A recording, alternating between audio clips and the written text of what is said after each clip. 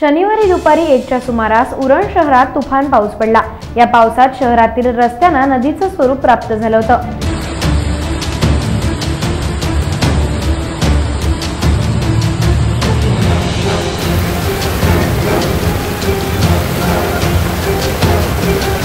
काही वाहनं आडवी झाली। पावसात चालकांची एकच तारांबळ उडाली।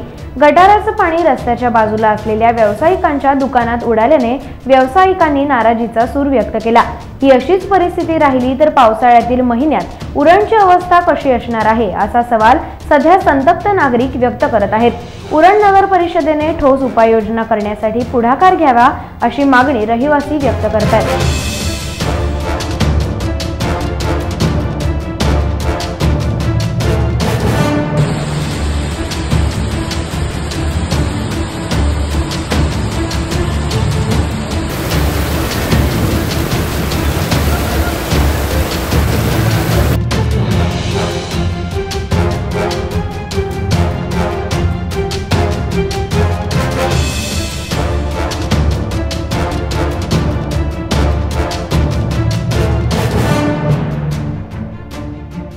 टाइम्स डिजिटलला लाईक करा, शेअर करा, सबस्क्राइब करा आणि बेल आयकॉन दाबायला विसरू नका।